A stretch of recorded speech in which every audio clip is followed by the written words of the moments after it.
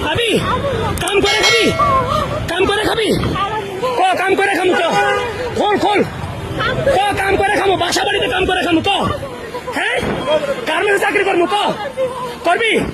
garments চাকরি করবি আর মাগিগিরি করবি ব্যবসাগিরি করবি সত্যি তো যা ভাগ ভাগ হারাবি কোনদিন